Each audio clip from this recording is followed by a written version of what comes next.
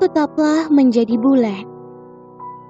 Cerpen karangan Febiliana.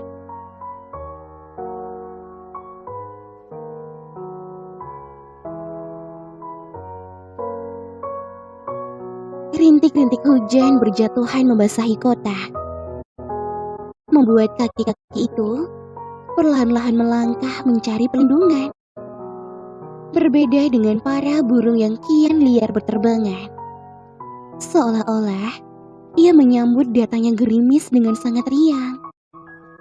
Di antara ratusan lainnya, seorang gadis bersepatu merah muda sedang cemburu di sana, menatap satu persatu titik air yang meluncur membasahi kafe tempatnya ia bekerja. Bel terus bergemerincing, menandakan jiwa yang juga terus bergantian memasuki tempat dengan papan kayu bertuliskan Tera Cafe di sisi kanan depan kafe itu.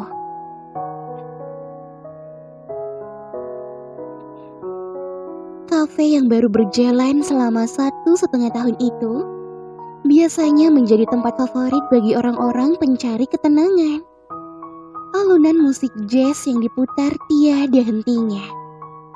Juga kolam ikan indoor di setiap sudut ruangan yang sengaja didesain untuk memperkuat kesan Tera di kafe itu. Hal-hal tersebut menjadi daya tarik tersendiri bagi pengunjung yang tidak bosan-bosan datang setiap hari. Duduk berjam-jam hingga memesan beberapa kali di sana.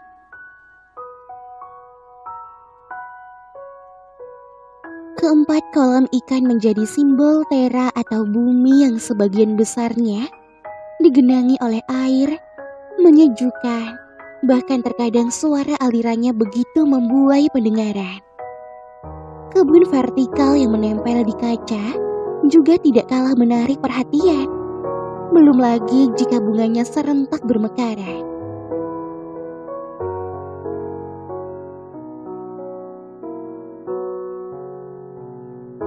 Namun, ini sangat berbeda. Lengkungan di bibir kian menjadi-jadi ketika gadis itu menyadari suasana kafe yang semakin ramai, sesak, sibuk, dan dia sangat benci para pengunjung yang berteduh sekedar memesan secangkir kopi saja.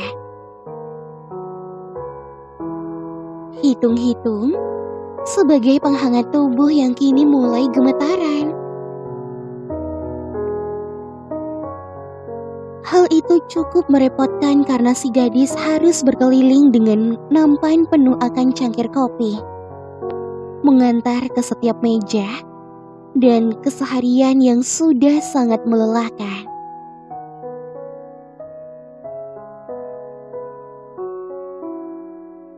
Dan tentunya, hari ini sangat memuakan. Sejenak terbesit di benaknya, andai saja dirinya adalah Venus. Hei, ngapain ngelamun? Kau lagi mikirin apa, Lun? Gadis itu terkesiap. Ia mengerja beberapa kali sebelum menoleh. Lalu, dia nyengir. Kenapa sih? Pakai nanya kenapa lagi? Dengus dari Surya. Teman seperjuangannya sembari menyeka keringat di pelipisnya. Hei, ayo cepat kerja. Bisa-bisa bos nanti ngamuk loh kalau lihat kamu ngelamun di sini terus. Mikirin apa sih? Masih banyak yang harus diantar tuh. Luna hanya membalasnya dengan dengusan. Iya ya. Menyadari Surya yang masih memperhatikan lekat-lekat, ia menghela nafasnya kembali. Lirih dan Luna berbisik. Kenapa ya? Gua harus jadi bulan? Surya hanya tertegun. Gadis itu yang ada di depannya terlihat begitu sesat, putus asa, dan bagaikan berada di satu ruangan sempit yang sangat gelap. Dan fakta bahwa dirinya tidak mampu sekedar memberikan Luna api kecil penerangan yang membuat Surya hanya tersenyum pahit saja. Lun, masih inget kata-kata Bunda nggak? Hah? Udah lupain aja. Sergah dari Luna dengan sangat cepatnya. Ia bangkit dan menarik tangan Surya untuk keluar dari dapurnya. Ia tidak lupa membawa satu lagi nampan dengan kopi dan kue anggur yang siap diantarkan untuk disantap oleh para pengunjung. Suara serangga malam sedang bersahutan.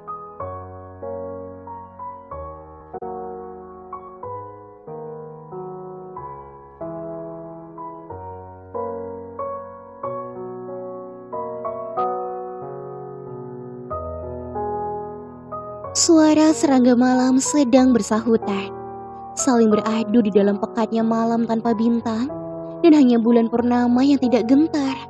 Ia tidak tahu apa maunya, dan sekarang gadis itu hanya bisa diam tanpa kata.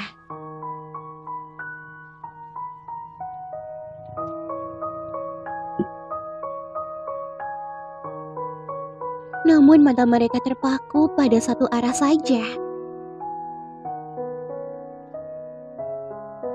Satu objek, sang rembulan yang kesepian. Surya anak laki-laki itu mulai terpejam. Ia terlena akan sesuatu yang sangat merdu. Bunda serta para serangga yang seakan mengiringnya ke alam mimpi itu. Sedangkan Luna, gadis kecil itu memencingkan mata dan berpikir sangat keras. Bunda, suara anak kecil yang sedang serak akan kantuk menghentikan nyanyian tidur wanita parubaya itu. Wanita yang mengabdikan sebagian besar hidupnya di panti asuhan Galaktika. Rumah bagi Luna dan Surya. Iya nak, Bunda kira kamu sudah tidur. Ada apa? Kata Bunda dengan sangat lembutnya. Ia kembali menjalankan tangannya di rambut halus Luna. Kenapa? Kamu mau makan kue ulang tahun kamu yang tersisa tadi? Luna hanya menggeleng. Tangan lentik dan mungilnya menunjuk objek yang sedari tadi diperhatikannya. Bunda, kasihan ya. Bulan harus tetap menjalankan tugasnya. Padahal teman-teman bintangnya pergi entah kemana ninggalin dia. Luna gak mau jadi kayak Bulan, Bun. Bulan selalu sendiri. Bulan selalu memancarkan sinarnya sendirian. Dan teman-temannya akan pergi meninggalkan Bulan di saat sinarnya sudah mulai meredup. Luna tidak ingin seperti mereka. Dan Luna tidak ingin seperti Bulan. Bunda hanya tersenyum, lalu ikut menempatkan fokusnya pada benda itu. Benda yang sejak tadi menarik simpati Luna karena kesendiriannya. Nak, Luna tahu. Tahu apa, Bun? Nama Luna itu berasal dari bahasa Rumania yang artinya bulan. Bunda mengangkat kedua alis dan senyumnya semakin lebar melihat kekejutan yang jelas dari mata anak asuhnya itu.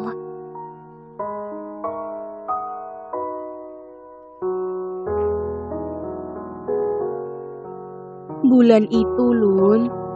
Bulan itu sangat anggun. Bulan itu sangat indah. Bulan itu mewakili sifat feminim yang sederhana, nak. Bunda harap kamu kelak bisa seperti bulan. Kamu bisa menjadi penerang di setiap teman-temanmu. Kalau Surya artinya apa, Bun? Celetuk dari anak laki-laki berambut coklat terang yang rupanya mendengarkan percakapan dua orang perempuan itu. Pada akhirnya, Luna merasa bahwa dirinya memang benar-benar menjadi bulan. Bukan dari keanggunan dan kefeminiman yang jelas terlihat dari rok dan sepatu merah muda yang ia kenakan, melainkan dari takdir lain bulan yang Bunda tidak pernah pikirkan sebelumnya. Bagi Luna, bulan tidak lebih dari bongkahan batu raksasa dengan bentuk tidak sempurna karena dipenuhi lubang di permukaannya. Bahkan, bulan tidak bisa sepenuhnya mandiri, hanya bergantung pada sinar matahari untuk tetap bersinar dikala gulita mengambil alih kuasa. Dan sekarang, Luna tahu bahwa memang benar, dia harus bersinar sendirian.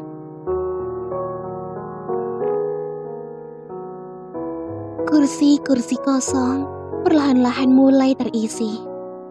Pelan-pelan, semakin lama, semakin banyak kepala di sana. Dan lagi-lagi, Cafe Tera terasa sangat sesak. Lagi-lagi Luna sangat benci. Kali ini bukan karena hujan. Sang mentari dengan sumringah yang menghangatkan menghalangi hujan memporak-porandakan aktivitas manusia untuk kesekian kalinya. Luna yang sedang mengeringkan perabotan dengan lap, ia terkejut melihat sebuah tangan mereka paksa lap darinya. Ia mendongakkan untuk mendapati Surya yang lempeng di sana, seolah-olah dirinya tidak berbuat apa-apa. Seakan-akan bukan dirinya yang baru saja hampir membuat Luna menjerit. Luna mengernyit dengan sangat heran. Kau kenapa?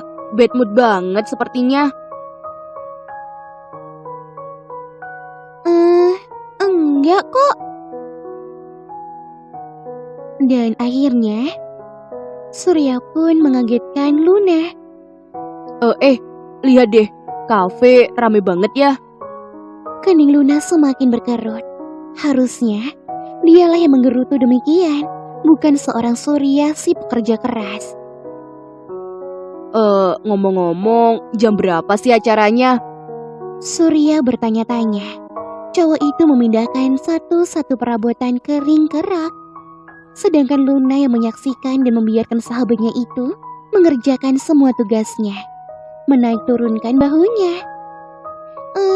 Katanya sih jam 3, tapi ini udah jam 2.15 dan belum ada orang-orang mereka yang datang ke sini untuk prepare. Padahal wartawan sama fansnya udah rame aja tuh, lihat.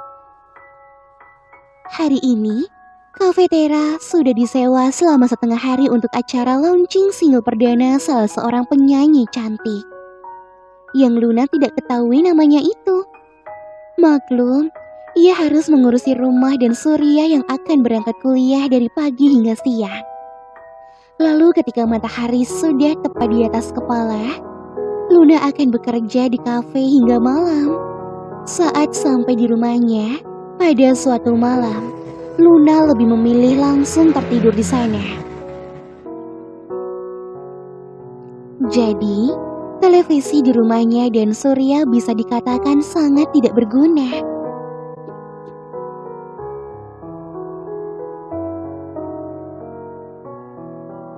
Kepala yang tadi memenuhi kafe perlahan-lahan pergi dan berkurang. Kini, hanya sisa para karyawan dan rombongan penyanyi cantik yang Luna ketahui bernama Vanessa itu. Berbeda dengan teman-teman yang sedang mengambil gambar-gambar Vanessa, termasuk Surya. Luna hanya memilih duduk di belakang meja kasir dengan pandangan yang tidak terlepas dari sosok perempuan tinggi semampai berpenampilan nyaris sempurna itu. Perhatiannya tidak kunjung teralihkan saat bel pintu kafe bergemerincing. Misi mbak, misi. Barulah ketika suara rendah itu terdengar, Luna kembali lagi dari alam khayalnya. Maaf ya mas, kafe ini sudah tutup.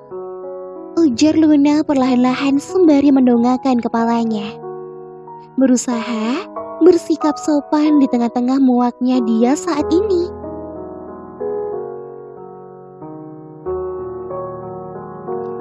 Namun, siapa sangka jika posisi pandangan saat ini terasa begitu menyiksa dan membahagiakan secara bersamaan.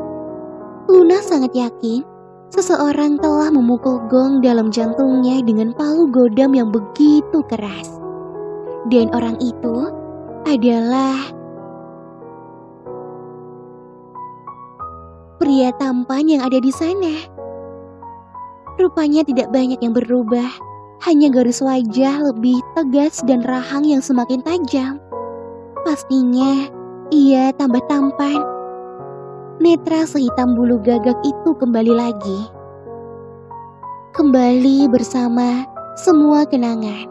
Semua perasaan yang sudah Luna buang jauh-jauh ke samudera tidak berdasar. Namun semua itu terseret arus kembali ke permukaan. Bersamaan dengan datangnya Marco, Mars untuk Luna. Luna ya? Wah, benar. Luna? Rupanya pria ini masih mengenalinya.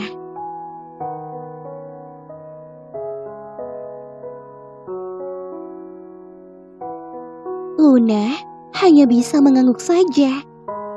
Jika bisa ingin sekali dirinya keluar dari bagian kasir dan memeluk tubuh yang semakin tinggi itu. Ketika pertemuan terakhir mereka, tepatnya saat kelulusan SMA, Luna masih jauh lebih tinggi daripada Marco. Hijrah ke London ternyata merubah semua di diri Marco, termasuk aura pria itu.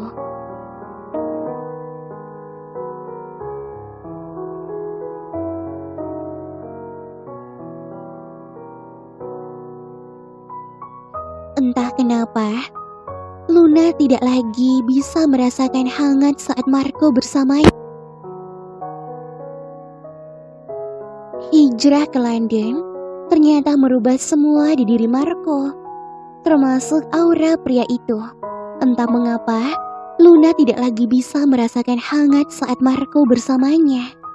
Hanya kecanggungan, meski tidak dapat dipungkiri debaran itu masih sama. Apa kabar, Lun? Tanya dari Marco. Menyadari pernyataan tadi hanya formalitas belaka, ia kembali melanjutkan pertanyaannya. Oh iya, lo kerja di sini ya? Tangan Marco menunjuk ke segala arah kafe. Bahkan, bagaimana Marco membuatnya gugup cukup mengejutkan Luna yang sebelumnya begitu santai di hadapan sahabat lamanya ini. Iya, gua dan Surya.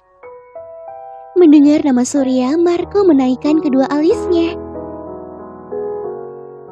Hah? Surya? Wah, di mana itu anak? Udah lama banget nih gua nggak ketemu. Luna hanya tersenyum. Dirinya, Surya, dan Marco begitu dekat. Keduanya adalah matahari dan Mars yang memiliki peran masing-masing untuknya.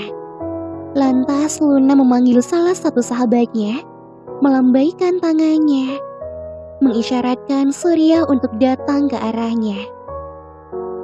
Surya yang langsung menoleh, berlari kecil menuju meja kasir dengan dengan cengiran lebar yang cukup mengerikan bagi Luna.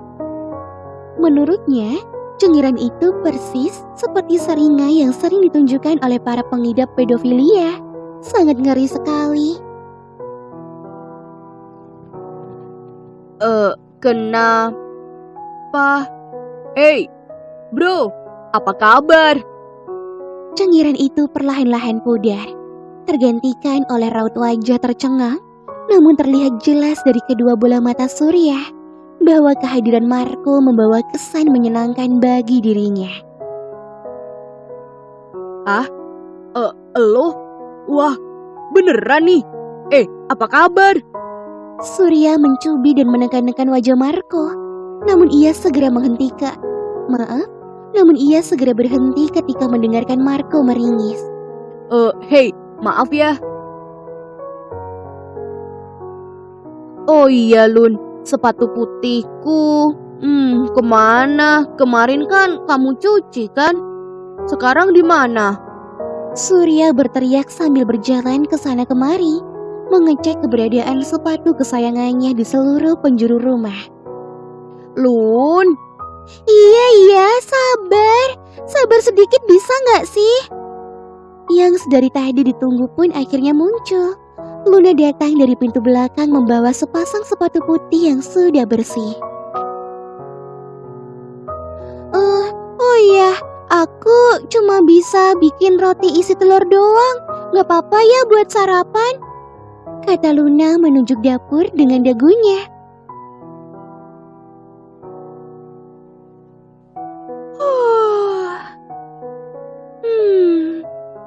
Aku mandi dulu ya. Ingat, tutup pintunya. Surya hanya tersenyum. Luna pasti terlambat bangun lagi. Hal itu terlihat dari muka bantalnya. Juga kotoran mata yang masih menempel di sana. Menunjukkan Luna tidak sempat membasuh mukanya. Ia lalu mengacak rambut Luna sebelum beranjak ke dapur untuk menyantap sarapannya. oh iya, lo sendiri kenapa di sini? Nggak lihat tuh ada tulisan di pintu kalau kafe kita udah tutup. Marco mendengus dengan sangat geli. Ia lalu membalikkan badannya melambaikan tangannya pada seseorang. Vanessa yang dipanggil akhirnya menoleh. Melihat asal suara tadi langsung merekakan senyum gadis cantik yang sangat langsing itu. Dengan langkah pasti ia mendekat. Lo dan Vanessa. Luna memiringkan kepalanya, setengah berdoa ketakutan selama Marco pergi tidak akan terjadi.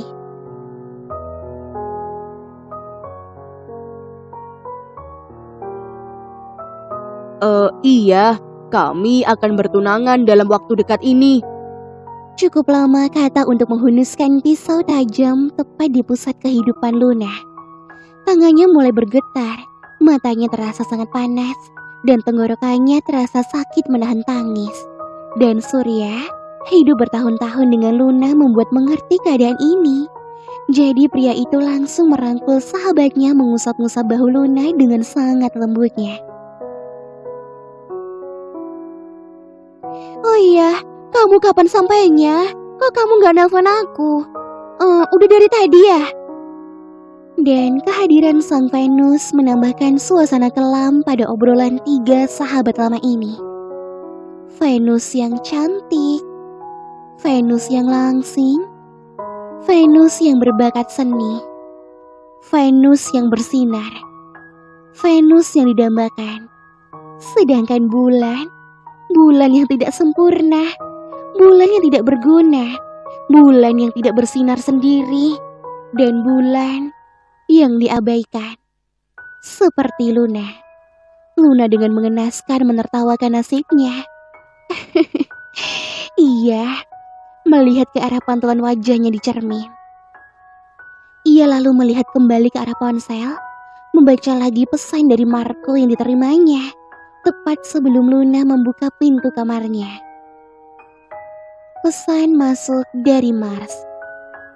Lun, aku butuh bantuan nih.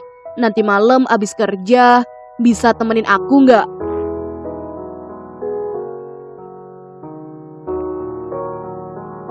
Dan akhirnya hati Luna berbunga-bunga.